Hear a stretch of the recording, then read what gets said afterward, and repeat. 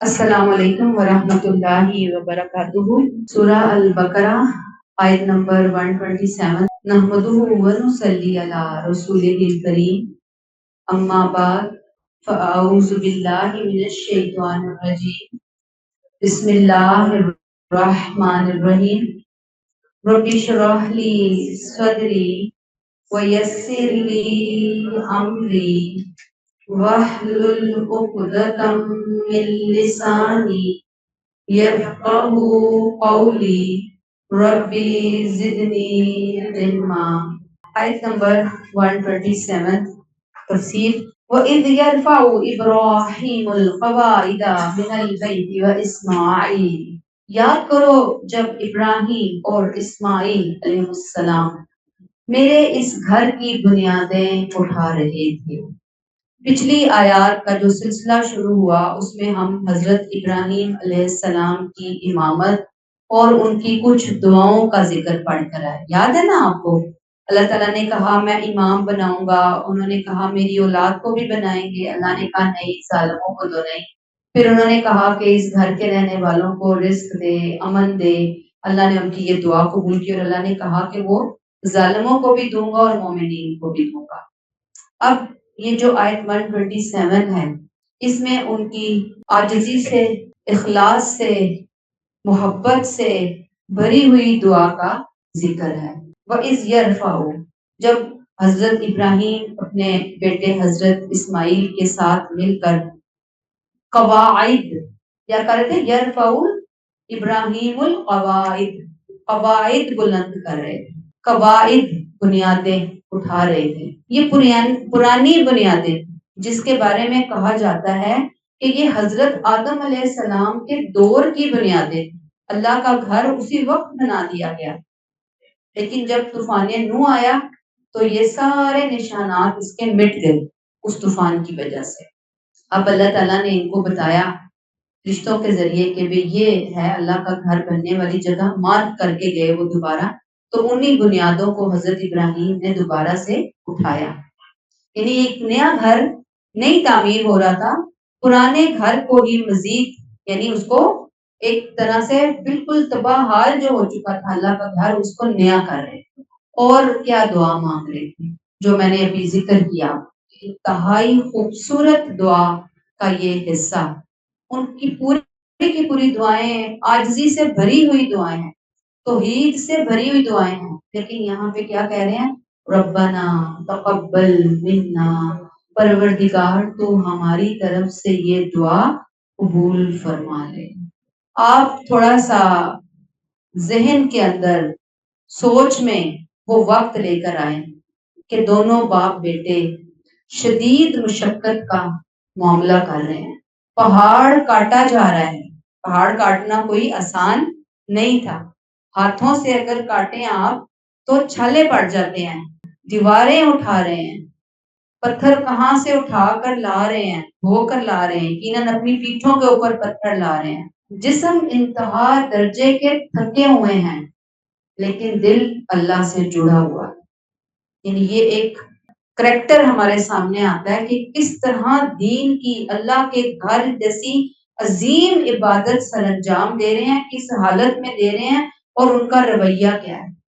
اتنا عظیم عمل، دنیا کا سب سے عظیم پروجیکٹ سر انجام دے رہے ہیں، پروجیکٹ پہ کام کر رہے ہیں اللہ کے حکم سے، لیکن کوئی فخر نہیں، کوئی خود نمائی نہیں، کوئی احسان نہیں۔ یہ بہت زیادہ اہم بات ہے۔ اس بات کے اندر اس کو ہم قرآن والوں نے سیکھنا ہے۔ اللہ کے انتہائی جلیل القدر رسول، آگے ان کے بیٹے، ان کی اولادوں سے پوری دنیا میں دین پھیل رہا ہے، اور دیکھیں ان کا رویہ، التجا ہی التجا، ربنا تقبل منا، اللہ ہم سے یہ خدمت قبول فرما لے، ہماری یہ دعا قبول فرما لے، اللہ ہمارا یہ عمل آپ کو پسند آ جائے۔ کتنا اخلاص ہے، اتنی نیکیاں کر کے یہاں پہنچے ہیں اس مقام پہ۔ خانہ کعبہ کوئی ان کی نبوت کے ابتدائی سال میں نہیں تعمیر کروایا جا رہا، بلکہ اب بہت آگے آ گیا کام، امام بنائے جا چکے ہیں. اور امام بھی میں نے آپ کو بتایا کہ ایسے ہی تو نہیں بنائے گئے نا، بے انتہا قربانیاں دے کر نیکیاں کر کے اس مقام تک آئے ہیں. اور اب یہ نہیں کہہ رہے کہ میں کیوں اور مزید کروں، کیا میں ہی رہ گیا ہوں کام کرنے کے لیے. نہیں، اپنے عمل کے قبول ہونے کی فکر ان کو بہت زیادہ، یعنی کہ ان کے ذہن کے اندر موجود ہے کہ میری یہ خدمت، میرا یہ عمل، میری یہ نیکی قبول ہو جائے. گویا نیک عمل کرنے کے ساتھ ساتھ اس کی قبولیت کی فکر اور دعا کی فکر بہت زیادہ ضروری ہے. یعنی آپ نے نیک عمل کر لیا، پھر اللہ سے دعا کرنی ہے، اللہ سے کہنا ہے کہ اللہ ہماری یہ خدمت قبول فرما لے، کہ کہیں ہمارا یہ عمل رد نہ ہو جائے، ضائع نہ ہو جائے، تیری بارگاہ میں قبول ہونے سے نہ رہ جائے. اگر آپ کو یاد ہو حابیل اور قابیل کی قربانی کا واقعہ، اللہ نے اخلاص کی وجہ سے حابیل کی قربانی کو قبول کیا اور قابیل کی قربانی کو قبول نہیں کیا. تو یہی طریقہ کار اللہ نے اپنی مخلوق کو، اپنے بندوں کو بتایا، قیامت تک کے لوگوں کو بتائی گئی ہے یہ بات. اللہ فرماتے ہیں انکا انت السمیع العلیم، یقیناً تو ہی سننے والا اور جاننے والا ہے. یعنی اللہ سے جب دعا کی جائے تو اللہ کی ان دو صفات پر بہت زیادہ اعتماد ہونا چاہیے کہ اے اللہ بے شک تو ہی سننے والا ہے اور تو ہی سب کچھ جاننے والا ہے. السمیع، بہت زیادہ سننے والا، خوب سننے والا، ہر پکار کو سننے والا، ہر لفظ کو سننے والا، ہر بات کو سننے والا، ہر دعا کو سننے والا، اور العلیم، خوب جاننے والا. کس کو؟ خاص طور پر دلوں کے حال کو. ہمیں اللہ کی ان دو صفات کا اگر یقین حاصل ہو جائے، تھوڑا سا امیجنیشن کے اندر لے کر آئیں کہ آپ بات کر رہے ہیں، آپ پریشان ہیں، آپ کسی سے ڈسکس کر رہے ہیں، آپ ایک طرح سے خود اپنے دل سے باتیں کر رہے ہیں. آپ دیکھیں السمیع سن رہے ہیں، آپ خاموشی سے دل میں بات کر رہے ہیں، آپ زبان سے بات کر رہے ہیں، السمیع سن رہے ہیں.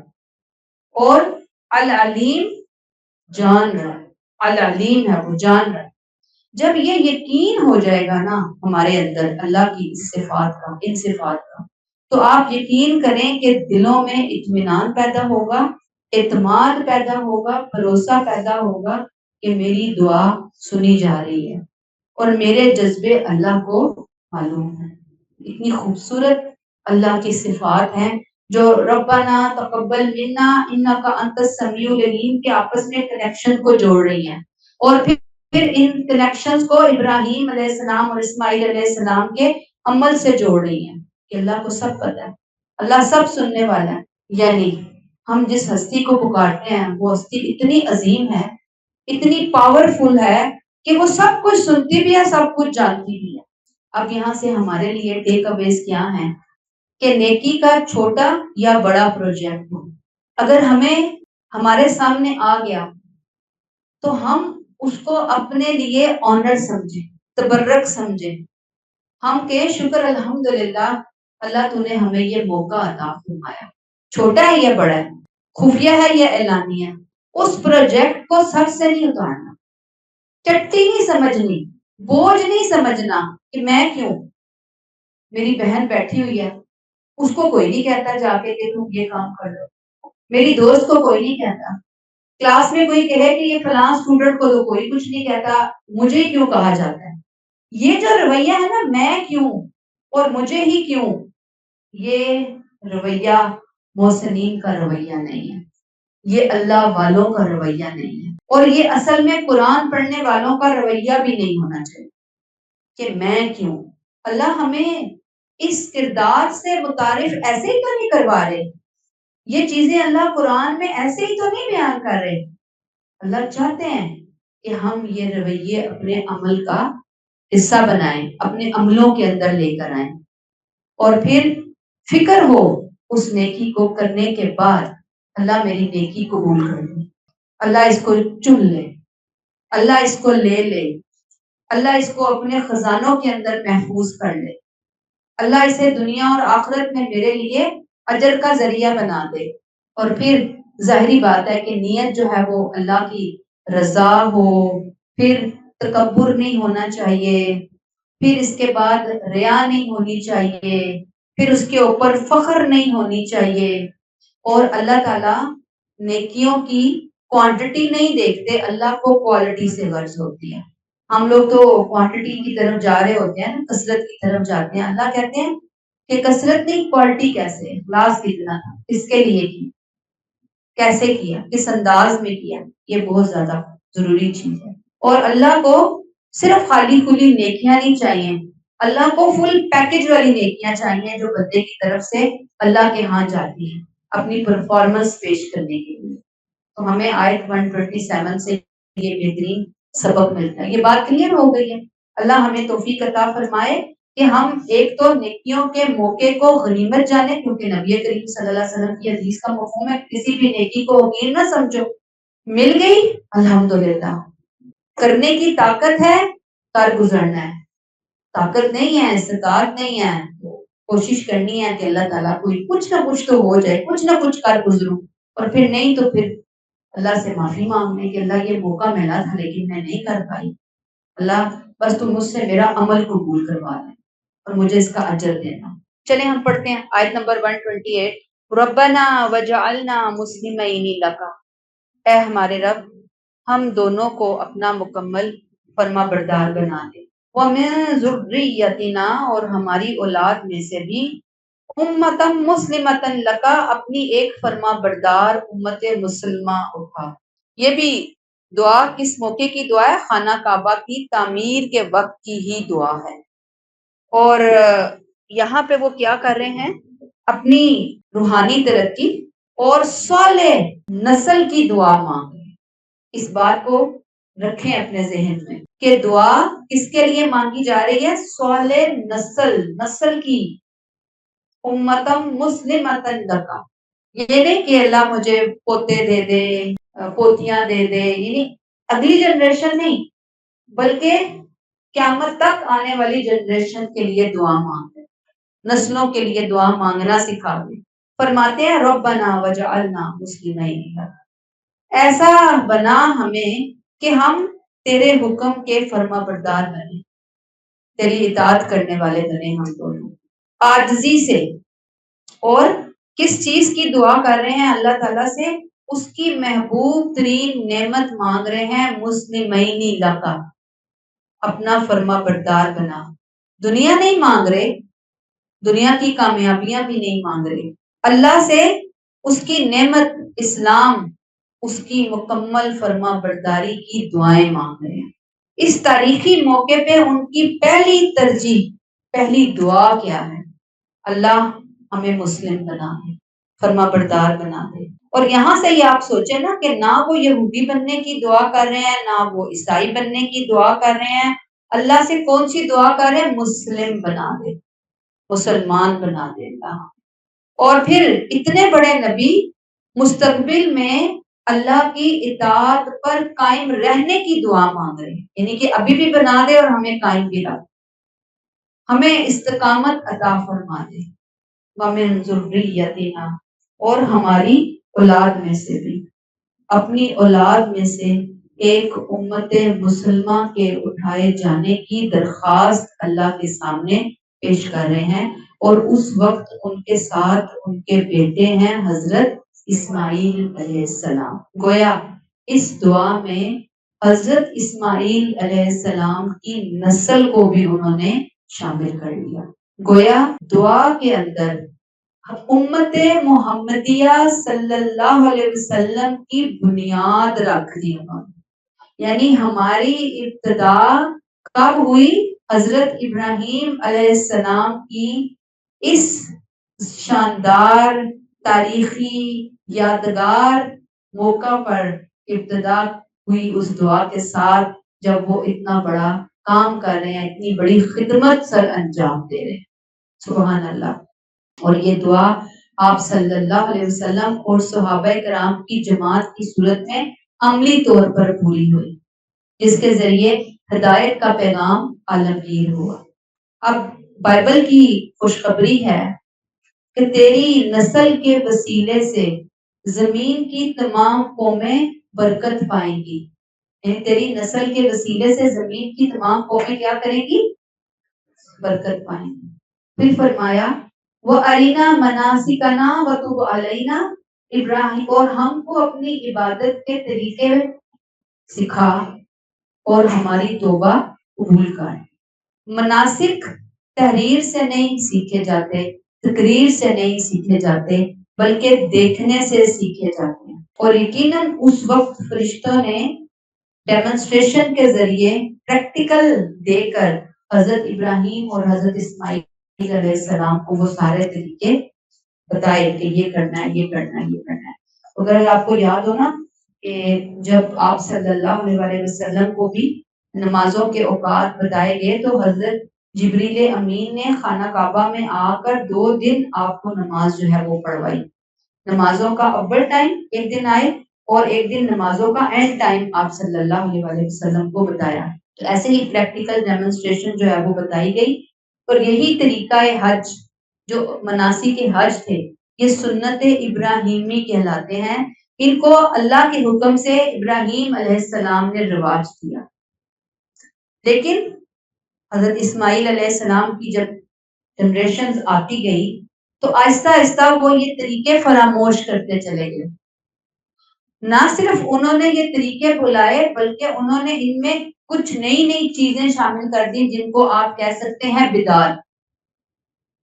بدعت ہوتی کہاں ہے؟ نیکیوں میں، نیک کاموں کے معاملے میں انہوں نے بدعت شامل کر لی۔ حضور صلی اللہ علیہ وآلہ وسلم نے آ کر ان بدعات کو ختم کیا، اس میں اللہ کے حکم سے کچھ نئی چیزوں کو ڈالا، کچھ پرانی تھی بدعات کو نکال کے کچھ نئی چیزوں کو ڈالا اور تجدید کی۔ پوری شریعت کی تجدید ہوئی ہے۔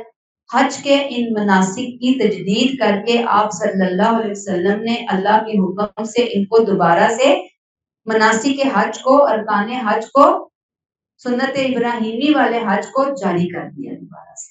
یہ آپ صلی اللہ علیہ وسلم کا بہت بڑا کام ہے۔ اب یہ جو مناسک حج ہیں سنت کے نام سے، سنت ابراہیمی اور آپ صلی اللہ علیہ وسلم کی سنت کے نام سے پوری امت میں متفق علیہ ہیں، یعنی امت کا اس معاملے میں کوئی اختلاف ہے ہی نہیں۔ الحمدللہ آپ صلی اللہ علیہ وسلم نے فرمایا کہ اے لوگوں مجھ سے حج کی عبادت کے طریقے سیکھ لو۔ آیت کا اگلا ٹکڑا وَأَرِنَا مَنَاسِكَنَا، اور ہم کو اپنی عبادت کے طریقے دکھا، وَتُبْ عَلَيْنَا، اور ہماری توبہ قبول فرما، إِنَّكَ أَنْتَ التَّوَّابُ الرَّحِيمُ، بے شک تو بڑا ہی توبہ قبول کرنے والا اور رحم فرمانے والا ہے۔ اللہ کا التواب اور الرحیم ہونا یہ ظاہر کرتا ہے کہ وہ بار بار پلٹنے والوں کو بھی معاف کرتا ہے۔ ابراہیم علیہ السلام جیسے عظیم رسول اللہ سے کیا مانگ رہے ہیں؟ توبہ، معافی۔ تو آپ سوچئے یہاں پر رک کر کہ ہم گناہ گاروں کو کتنا زیادہ اللہ سے معافی مانگنی ہے، توبہ کرنی ہے۔ اور ایک اہم نقطہ، عبادت کے بعد توبہ زیادہ ضروری ہو جاتی ہے۔ وجہ کیونکہ اللہ کا حق ادا کرنا بندے کے بس کی بات نہیں۔ بندہ اپنی جتنی بھی ٹوٹی پھوٹی کوششیں کرتا ہے، کوئی نہ کوئی کمی، کمزوری، ایسی چیزیں جو ہیں وہ رہ جاتی ہیں۔ تو بندہ کہتا ہے اللہ عبادت تو کر لی، ایک تو یہ کہا نا نیکی کر لی، اللہ اسے قبول کر، پھر اللہ مجھے معاف بھی کر دے، اللہ بخش دے، ربنا ظلمنا انفسنا کہہ لیں، استغفر اللہ۔ آپ کو یاد ہوگا جب ہم نماز سے سلام پھیرتے ہیں تو پھر ہم فرض کے بعد استغفر اللہ پڑھتے ہیں، اللہ معاف فرما دے، وہی بات ہے۔ خلاصہ ہے بہت اہم یہاں پہ کہ اللہ کے گھر کے پاس کھڑے ہیں، اتنی مشقت اور قربانی سے دیواریں اٹھائی ہیں، دعا مانگ رہے ہیں، اور آپ دیکھیں گے دنیاوی دعا نہیں ہے بلکہ رزق کی دعا ہے اور دین دونوں کا حسین امتزاج ہے۔ یعنی صرف دنیاوی دعا نہیں مانگ رہے بلکہ دین اور دنیا دونوں کا خوبصورت امتزاج سامنے رکھ کر اللہ سے دعا مانگ رہے ہیں، اللہ کی رضا بھی مانگ رہے ہیں اور اللہ سے اس کی مدد بھی مانگ رہے ہیں، اپنے لیے فرما برداری بھی مانگ رہے ہیں۔ اور پچھلے ہم نے جو دعائیں پڑھی یاد ہوگا لاسٹ لیکچر میں کہ دنیا کا رزق بھی دے دے، امن بھی دے دے، ساری چیزیں مانگی نا، دین دنیا آخرت سب کچھ۔ تو وہاں جا کر کچھ لوگ تو اپنی صرف دنیا مانگتے ہیں، صرف دنیا، رو رو کے، بلک بلک کے، تڑپ تڑپ کے۔ ہم یہی ان کے بارے میں گمان کریں گے کہ ان بیچاروں کو دین کی سمجھ نہیں، اس لیے وہ ایسے مانگتے ہیں۔ جس کو سمجھ آ جاتی ہے پھر وہ ایسا نہیں کر سکتا، پھر وہ دین اور دنیا دونوں کو بیلنس طریقے سے مانگ لیتا ہے، مانگنا سیکھ جاتا ہے۔ الحمدللہ اللہ نے ہمیں سکھائی، ہم آگے چل کر بھی پڑھیں گے دین دنیا کو اکٹھے مانگنے کے بارے میں اسپیشل ہمیں احکامات دیے گئے قرآن کے اندر۔ یہاں تو ہم حضرت ابراہیم علیہ السلام کے حوالے سے اس کو جان رہے ہیں نا۔ پھر جو بات ہمیں پتہ چلتی ہے کہ اس کے لیے ٹیک اویز کے حوالے سے کہ انسان جب بھی مانگے، دین مانگے، سب سے پہلے اپنے لیے مانگنا ہے۔ یہ دعا مانگنے کا ایک ادب اور طریقہ ہے۔ ایمان مانگنا ہے، اسلام مانگنا ہے، تقوی مانگنا ہے، خشیت مانگنی ہے، سب سے پہلے اپنے لیے مانگنا، پھر اس کے بعد دوسروں کے لیے مانگنا ہے۔ یہ چیزیں ایسی نہیں کہ جس سے کوئی شخص بے نیاز ہو، کوئی شخص کہے کہ مجھے ضرورت نہیں ہے، میں تو پہلے ہی بہت متقی، پرہیزگار، اعلیٰ مقام، اعلیٰ نسب والی بندی یا بندہ ہوں، مجھے کیا ضرورت۔ ہاں وہ جو لوگ ہیں کمی کمی استغفر اللہ، ان کے لیے میں مانگ لیتی ہوں، ان کے لیے میں کہہ دیتی ہوں مجھے نہیں ضرورت۔ استغفر اللہ، سب سے پہلے مجھے ضرورت ہے، سب سے پہلے مجھے دیکھنا ہے اللہ اس سے قبول و منظور فرما دے۔ سب سے پہلے مجھے دیکھنا ہے کہ اللہ میری اس دعا کو تو میرے اپنے عمل کا جو بھی مانگ رہی ہوں دنیا اور آخرت کے حوالے سے، اس کو میرے عمل کا بھی حصہ بنا دے، میرے یقین کا حصہ بنا دے، میرے اطمینان کا حصہ تو مجھے بنا دے۔ اور پھر اس کے علاوہ یہ کہ سب کے لیے مانگنا ہے، بعد میں مانگنا ہے۔ پھر آپ دیکھتے ہیں کہ یہاں پہ وہ سب سے پہلے اپنے مسلمان بنائے جانے کی دعا کر رہے ہیں۔ انہوں نے کسی فرقہ وارانہ مذہب کی دعا نہیں کی کہ اللہ تعالیٰ مجھے یہودی بنا دے، مجھے عیسائی بنا دے، کیونکہ جو فرقہ واریت اور مسلک پرستی ہے اس کی دین میں کہیں اللہ نے نہ امت محمدیہ کے لیے نہ ہی پچھلے ادیان میں کہیں کوئی گنجائش رکھی، کوئی گنجائش ہے ہی نہیں۔ تو یہ ہمارے لیے اس آیات کے حوالے سے جو لیسن تھے وہ نظر آ گئے۔ اللہ ہمیں توفیق عطا فرمائے کہ ہم بھی اللہ کے فرما بردار بنے اور ہم اللہ سے اپنی عبادات کے بعد سچی توبہ کرنے والے بنے، کیونکہ اللہ بہت زیادہ توبہ قبول کرنے والا اور مہربانی کرنے والا ہے۔ اللہ تعالیٰ تیری مہربانی چاہیے، اس کے علاوہ اور کچھ نہیں چاہیے۔ اور اللہ تو ہے ہی بہت مہربان، اس کی دشمنی تھوڑی ہے کسی سے، وہ تو بار بار کہتا ہے آؤ توبہ کر لو، آؤ میری رحمت لے لو، لوٹ لو، میں نے تو اس کی سبیل لگائی ہوئی ہے، آؤ نا، لوٹو نا، لو نا، لیتے کیوں نہیں ہو؟ وہ تو بار بار پکارتا ہے۔ اللہ ہمیں توفیق عطا فرمائے کہ ہم مانگنے والے بن جائیں، آمین۔ آگے آ جائیے جی، آیت نمبر 129۔ حضرت ابراہیم علیہ السلام کی دعا کا اہم ترین حصہ اب ہم پڑھنے جا رہے ہیں، جو خانہ کعبہ کی تعمیر کے بعد انہوں نے مکہ مکرمہ کے باسیوں کے لیے کی۔ اور پھر اس میں ابھی آیت 128 کا ہم نے ٹکڑا پڑھا کہ امت مسلمہ اٹھا اس میں سے۔ اب اللہ اس آیت 129 میں آخری نبی کی بعثت کی التجا کر رہے ہیں، نبی کریم صلی اللہ علیہ وسلم کے آنے کی دعا کر رہے ہیں۔ نبی کریم اس کے 2000 سال بعد تشریف لائے ہیں، تقریباً 2000 سال پہلے اللہ کا اتنا عظیم جلیل القدر پیغمبر اس موقع پر اللہ کے سامنے عاجزی اور بے بسی کے ساتھ اپنی جھولی پھیلا کے کھڑا ہوا ہے اور وہ اللہ سے دعا مانگ رہا ہے۔ کیا کہہ رہے ہیں؟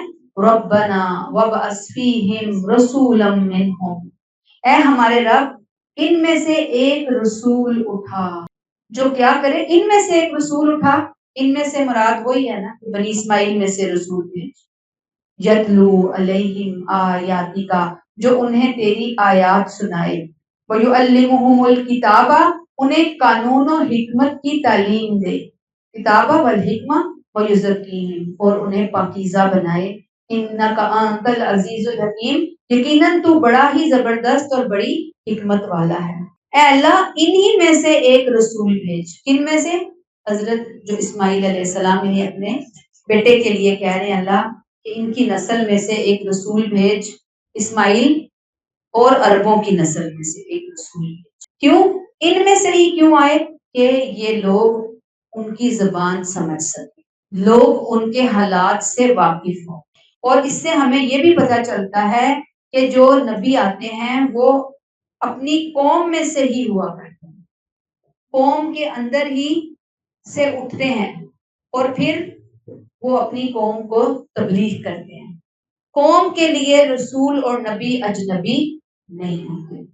پھر آپ دیکھیں کہ رسول کا لفظ اہل کتاب کو یہ بتانے کے لیے اللہ لفظ لائے ربنا وابعث فیہم رسولا، رسول کہ یہ محمد صلی اللہ علیہ وآلہ وسلم وہی رسول ہیں جن کی دعا تمہارے باپ ابراہیم علیہ السلام نے کی تھی. کس کو بتایا جا رہا ہے؟ یہود کو، جو کہ سب سے بڑے دشمن بن کے، سب سے بڑے مخالف بن کے کھڑے ہو گئے تھے نبی کریم صلی اللہ علیہ وسلم. اللہ نے ان کی دعا قبول کر کے آپ صلی اللہ علیہ وسلم کو 2000 سال کے بعد، اتنا بڑا ٹائم پیریڈ گزر گیا نا، اب وہ رسول کیا ذمہ داریاں لے کر آئے، کیا ذمہ داریاں دے کر بھیجے گئے، یہاں پر وہ بات بتائی جا رہی ہے. اور ہم دیکھتے ہیں مشن آف دا پروفٹ کیا ہے، وہ رسول کیا دے کر گئے. آپ صلی اللہ علیہ وسلم کے فرائض منصبی، آپ صلی اللہ علیہ وسلم کی ذمہ داریاں، آپ کی سب سے بڑی اور عظیم سنت. یہ بات اچھی طرح یہاں پہ جانیے، یعنی آپ صلی اللہ علیہ وسلم کی سنتوں سے تو ہم واقف ہیں نا. ہمیں پتہ ہے آپ صلی اللہ علیہ وسلم دائیں ہاتھ سے پانی پیتے تھے، آپ صلی اللہ علیہ وسلم جوتا پہنتے، لباس پہنتے، لباس اتارتے، کھانا کھاتے، واش روم جاتے، واش روم سے باہر آتے. تو آپ کیسے آپ کا معاملہ ہوتا تھا، یہ ساری چیزیں ہم جان رہے ہوتے ہیں. لیکن ہمیں یہ سوچنا ہے اور یہ جاننا ہے اور یہ سیکھنا ہے کہ کیا ہم آپ صلی اللہ علیہ وسلم کی سب سے عظیم سنت سے واقف ہیں، سب سے بڑی سنت کا ہمیں علم ہے. آیت 129 نبی کریم صلی اللہ علیہ وسلم کا سب سے عظیم مقصد بیان کر رہی ہے، جو کہ آج سے آپ سمجھ لیں 4000 سال ہونے 4000 سال ہو گئے ہیں.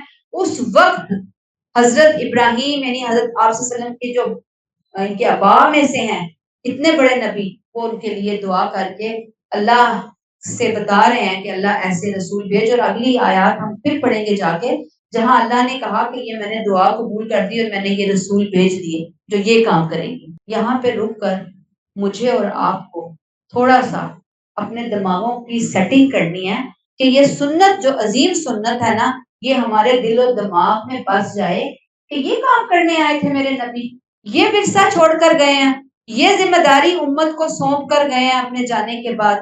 ہم تو چھوٹی چھوٹی چیزوں کو لے کر ہی سمجھتے ہیں کہ ہم نے کوئی بہت تیر مار لیا، بہت ہم متقی پرہیزگار بن گئے. نبی کی اتنی عظیم سنت، اس کے بارے میں ہمیں کوئی سمجھ ہی نہیں، پتہ ہی نہیں کہ ہمارے نبی کیوں آئے تھے، کیا کرنے آئے تھے، کیا دے کر گئے. آپ کہہ سکتی ہیں دوسرے لفظوں میں کہ نبی کی یہ عظیم سنت ہم نے گما دی، ہم نے کھو دی، موجود نہیں ہے. یہ آیت 129 تھوڑے سے لفظوں کے آگے پیچھے کرنے سے قرآن میں 4 مرتبہ آئی، 4 مرتبہ ہم پڑھیں گے. سب سے پہلے یہی آئی ہے البقرہ 129 میں، پھر یہ البقرہ 151 میں ہم دوبارہ پڑھیں گے، پھر ہم آل عمران 164 میں اس کو پڑھیں گے، پھر ہم سورہ الجمعہ میں پڑھیں گے. اس آیت کو 4 دفعہ اللہ نے نبی کے عظیم مشن کو بیان کیا.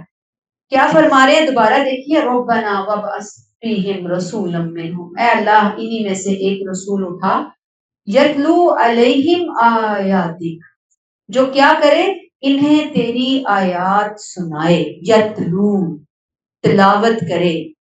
تلاوت کا لفظ جب بھی قرآن میں استعمال ہوگا میں آپ کو یہ بات بتا بھی چکی، بار بار جہاں لفظ آئے گا میں توجہ دلاتی چلی جاؤں گی کہ تلاوت صرف پڑھنا ہوتا ہے یا نہیں؟ تلاوت کا مطلب پڑھنا نہیں ہوتا صرف۔ آپ یہاں رک کر پہلی ہی لفظ کو آپ دیکھ لیں، آپ دیکھیں گے کہ امت سے تلاوت کا لفظ ہی چینج ہو گیا۔ ہم پیچھے سے بنی اسرائیل کی باتیں پڑھتے چلے آئے، جنہوں نے اپنے دین کے اندر اتنی تبدیلیاں کر لی کہ جس کا ہمارے پاس کوئی جواب نہیں، کوئی عقل دنگ رہ جاتی ہے، ہمارے پاس مثال نہیں۔ ان کے پاس بار بار انبیاء کرام تشریف لا رہے تھے، 4000 نبی آئے ان کے پاس اللہ کا حکم لے کر، اگنور کرتے گئے۔ آج امت محمدیہ کو اوتھینٹک ترین کتاب اور اوتھینٹک ترین نبی دے دیا گیا۔ امت محمدیہ نے کیا کیا؟ تلاوت کا لفظ ہی چینج کر دیا بھائی یار لوگوں نے۔ مطمئن ہے 2 قرآن پڑھتے ہیں، ہم 3 قرآن پڑھتے ہیں، 4 پڑھتے ہیں، تلاوت کا لفظ دل میں اتار دینے کے لیے آتا ہے، سمجھانے کے لیے آتا ہے، یاد دلانے کے لیے آتا ہے۔ کہاں گئی وہ تلاوت پھر؟ جو نبی کریم یتلو علیہم آیاتک ان کو قرآن پڑھ کر سنائے، تو کیا آپ صلی اللہ علیہ وسلم صرف ناظرہ قرآن پڑھ کر سنا رہے تھے؟ آپ بتائیں، ناظرہ عربی پڑھا رہے تھے، پڑھ رہے تھے؟ جیسے آج ہمارے مختلف قراء حضرات ہوتے ہیں، اتنی اچھی اچھی تجوید ہوتی ہے، تجوید سے ہم سن رہے ہوتے ہیں، کیا نبی کریم صلی اللہ علیہ وسلم صرف یہ کر رہے تھے؟ سوچنے کی بات ہے نا؟ نہیں، قرآن کی آیات پڑھ کر دین کا تعارف پیش کر رہے تھے، دین کی حقیقت بتا رہے تھے، اور آپ صلی اللہ علیہ وسلم کی پوری زندگی گواہ ہے کہ آپ نے اسی انداز سے تبلیغ کی۔ آپ ایک خوش الحان قاری بن کر قرآن لوگوں کو سنانے کے لیے نہیں بھیجے گئے، بلکہ آپ اللہ کے سفیر ہونے کی حیثیت سے آئے، امبیسڈر ہونے کی حیثیت سے آئے، لوگوں کو آسمان و زمین کے خالق کے حکموں سے آگاہ کرنے کے لیے آئے۔ اس لفظ کو نوٹ کیجئے، اس جملے کو نوٹ کیجئے کہ تلاوت یتلو علیہم آیاتک، زمین اور آسمان کے خالق کی منشا کیا ہے، مرضی کیا ہے، پیغام کیا ہے؟ آپ صلی اللہ علیہ وآلہ وسلم قرآن پڑھ کر لوگوں کو یہ بتاتے تھے کہ یہ دیکھو اللہ کا حکم، یہ اللہ کا حکم آ گیا، یہ اللہ کا حکم آ گیا، یہ اللہ کا حکم آ گیا۔ یہ تلاوت تھی۔ قرآن میں آپ صلی اللہ علیہ وسلم کو کہا گیا فذکر بالقرآن من یخاف وعید، اس قرآن کے ذریعے اے اللہ کے رسول لوگوں کو بتائیے، سمجھائیے، میری وعید بتائیے ان کو۔ پھر آپ کو کہا گیا یا ایھا الرسول بلغ ما انزل الیک من ربک، جو آپ کو آپ کے رب کی طرف سے دیا گیا آپ اس کو لوگوں تک پہنچا دیجیے، لوگوں کو بتا دیجیے۔ حضرت ابوبکر صدیق رضی اللہ تعالیٰ عنہ کے بارے میں اور باقی صحابہ کے بارے میں بھی ہمیں پتہ چلتا ہے کہ جب بھی وہ لوگوں کو کوئی واعظ کرتے تھے، تبلیغ کرتے تھے، تو وہ کوئی اور لمبی چوڑی تقریریں نہیں کرتے تھے، صرف اور صرف وہ قرآن لوگوں کو پڑھ کر سناتے تھے۔ اللہ کا حکم پڑھا، لوگوں کو بتا دیا یہ مسئلہ ہے، یہ اللہ کا حکم ہے، ایسے کرنا ہے، یہ حرام ہے، یہ حلال ہے، یہ کبیرہ ہے، یہ صغیرہ ہے، یہ احسن ہے، یہ تقوی والوں کی زندگی ایسے ہوتی ہے، پوری چیز کھول کے کر دی۔ سلیبس اور ایجنڈا کیا ہوتا تھا اس تبلیغ کا؟ قرآن۔ یہ نبی کریم صلی اللہ علیہ وسلم کا کام تھا۔ یہی میرے اور آپ کے لیے ٹیک اوے ہے کہ قرآن کا ٹیکسٹ، قرآن کا پیغام خود سمجھنا ہے اور پھر اس کو دوسروں تک پہنچانا ہے، اپنی نسلوں تک، سب سے پہلے اپنی نسلیں، اس کے بعد آگے کی ذمہ داری۔ اللہ ہمیں توفیق عطا فرمائے۔ اب ٹیک اوے ہم کوشش کر رہے ہیں، ساتھ ساتھ بھی ساتھ جانتے رہیں۔ اگلی بات اس کے اندر وَيُعَلِّمُهُمُ الْكِتَابَ وَالْحِکْمَةَ، یہ دوسرا اور تیسرا کام بتایا، یعلمہم الکتاب والحکمہ۔ جہاں یہ الفاظ اکٹھے آئے قرآن میں، الکتاب اور الحکمہ، تو اس سے مراد یہ ہوتی ہے، الکتاب سے مراد قانون ہوتا ہے، یعنی شریعت، مراد کیا کرنا ہے اور کیا نہیں کرنا، کیا حلال ہے اور کیا حرام ہے، ڈوز اور ڈونٹس۔ جیسے عربی میں الکتاب کتاب کے معنوں میں بھی آتا ہے، یعنی بک کے معنوں میں آتا ہے، خط کے معنوں میں آتا ہے، یعنی عربی کے اندر الکتاب کے معنی بک بھی ہے، خط بھی ہے، ایسے ہی الکتاب کے معنی قانون بھی ہے۔ الکتاب قرآن کا ظاہری پہلو، وہی جب میں نے آپ کو بتایا اللہ کا حکم حلال اور حرام کے بارے میں کیا ہے، بلیک اینڈ وائٹ، اللہ نے فلاں بات کے بارے میں کیا احکامات دیے، احکامات، مثلا نماز ہے، 5 ٹائم کی نماز پڑھنی ہے، روزہ رکھنا ہے، زکوٰۃ دینی ہے، وراثت ادا کرنی ہے، نکاح کیسے ہوگا، طلاق کے SOPs کیا ہوں گے، جہاد کیسے کیا جائے گا، سود کیا ہے، یہ سب واضح قوانین ہیں قرآن کے جو عمل کے لیے دیے گئے۔ اسے ہم کہیں گے what to do اور what not to do، کیا کرنا ہے اور کیا نہیں کرنا، یہ ہماری شریعت ہے۔ الکتاب اور الحکمہ قرآن کا باطنی پہلو، یعنی الکتاب ظاہری پہلو ہے، ظاہر کی چیزیں ہیں، اور الحکمہ قرآن کا باطنی پہلو ہے، مانوی پہلو ہے، دین کا قرآن کا فہم ہے، جس میں دین کی روح آتی ہے، ایمان آتا ہے، اخلاق آتا ہے، سوچ، اچھا جذبہ، تقوی، اللہ پر ایمان، آخرت کی فکر، تقوی کیوں لے کر آئیں، کس لیے لے کر آئیں، روزہ کیوں فرض کیا گیا، نماز سے کیا حاصل ہوتا ہے، صدقہ جو ہے وہ دل کو پاکیزہ کیسے بناتا ہے، یعنی یہ سب کیا ہے، روح ہے، روح۔ ایک الکتاب میں تو کیا ہے نا کہ یہ کتاب، یہ نماز ہے، یہ روزہ ہے، یہ زکوٰۃ ہے، یہ حج ہے، یہ سود ہے، یہ جہاد ہے، ظاہری۔ اور الحکمہ میں کیا ہے، کیوں، اس کی روح، اس کی اسپرٹ کیا ہے، اس کے اندر اصل میں یہ نمازیں ادا کرنے کا مقصد کیا ہے، روزے رکھنے کا مقصد کیا ہے، کیوں شریعت نے اس کو لازم قرار دیا۔ ان الصلاۃ تنہی عن الفحشاء والمنکر، کہ بے شک نماز بے حیائی اور فحاشی سے روکتی ہے، یہ حکمہ ہے۔ سمجھ آئیے آپ کو؟ حکمہ کیا ہوگی؟ مانوی پہلو، اس کی روح، اس کا باطن۔ الکتاب اور والحکمہ، یاد رکھیے دونوں قرآن کا اہم حصہ ہے، دونوں کی مثال ایسی ہے جیسے جسم اور روح، جسم اور روح اکٹھے ہوتے ہیں تو انسان سامنے آتا ہے، خالی جسم بھی انسان نہیں اور خالی روح بھی انسان۔ یہاں پہ یہی بات ہے، کتاب ہمیں بتاتی ہے کیا کرنا ہے، حکمت ہمیں سکھاتی ہے کیوں کرنا ہے، کیسے اس کو بہتر طریقے سے کرنا ہے۔ یہاں تک بات سمجھ میں آئی آپ کو؟ پھر وَيُزَكِّيهِمْ، چوتھا کام، دین کا ٹارگٹ، دین کا گول، بہت اہم بات، یتلو علیہم آیاتی ویعلمہم الکتاب والحکمہ۔ اب ان تینوں کو جب ہم کریں گے تو پھر ایک انسان پاکیزہ انسان بنے گا، اس کی پیوریفیکیشن ہوگی، 3 کام ہوں گے تو ان کا لازمی نتیجہ ہوگا یزکیہم۔ یہ بہت اچھی طرح جان لیجیے، کیوں آپ صلی اللہ علیہ وسلم نے صحابہ کو صرف تعلیم نہیں دی بلکہ آپ نے عملی تزکیہ کیا۔ کیسے؟ ان کے حسد ختم کیے، ان کے فخر، غرور، تکبر کو، انا کو توڑا، ان بتوں کو توڑا آپ نے ان کو سچائی کی تعلیم دی، سچائی کے پیکر بن کے سامنے آئے ہو، مقدس ہستیاں۔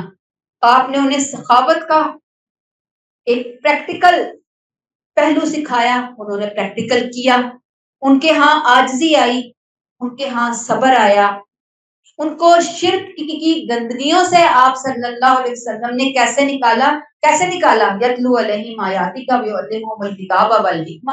یہ ایجنڈا تھا آپ صلی اللہ علیہ وسلم، یہ سلیبس تھا آپ صلی اللہ علیہ وسلم، اس کے ذریعے آپ صلی اللہ علیہ وسلم کرداروں کو، اخلاق کو پاکیزہ سے پاکیزہ تر بنا رہے۔ گویا آپ صلی اللہ علیہ وسلم سب سے پہلے معلم تزکیہ تھے، جنہوں نے تزکیہ کیا۔ تزکیہ کیا ہے؟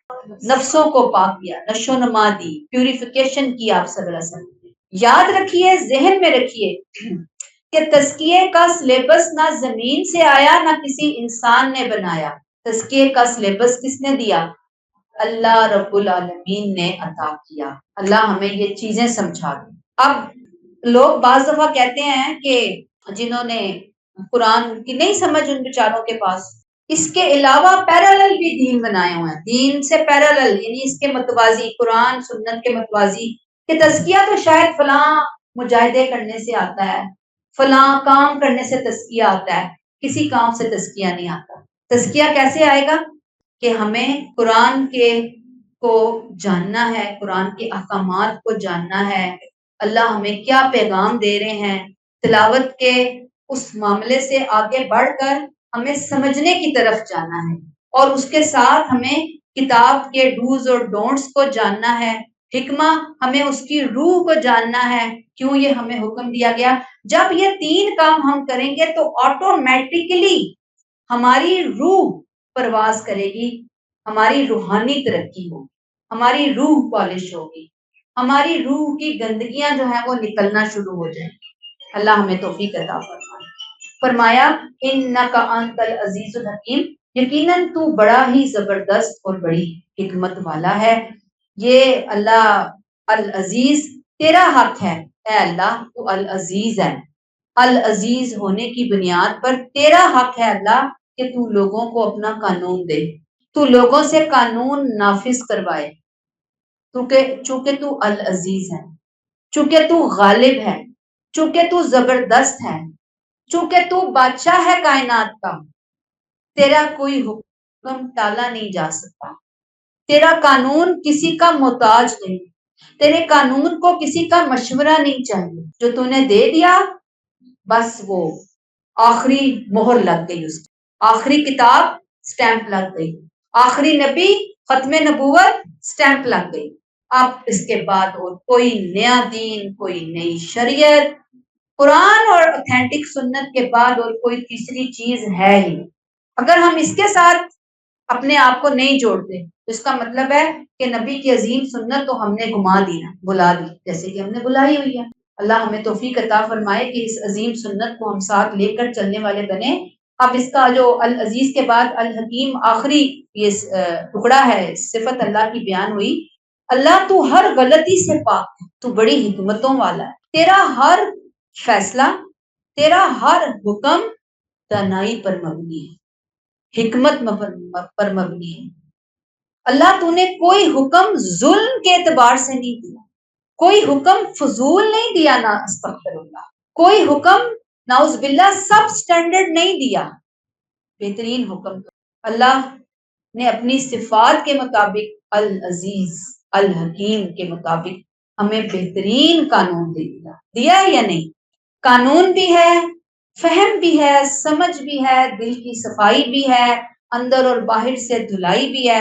جیسے ہم برتن دھوتے ہیں نا، آپ کو تو برتن ہم دھو رہے ہوتے ہیں، دیگچی دھوتے ہیں تو دیگچی کو ہم اندر سے بھی دھوتے ہیں، دیگچی کو باہر سے بھی دھوتے ہیں، اور اندر سے دھونا زیادہ ضروری ہوتا ہے بنسبت باہر سے۔ اب جو اتنی زیادہ جو فورڈ قسم کی ہوتی ہیں خواتین، وہ تو بہت ہی گندے مندے برتن دھو کے بھاری ہو جاتی ہیں۔ یہاں پہ ہمیں بتایا گیا کہ اندر اور باہر نبی کریم صلی اللہ علیہ وسلم اندر اور باہر سے دھونے کے لیے تشریف لائے ہیں۔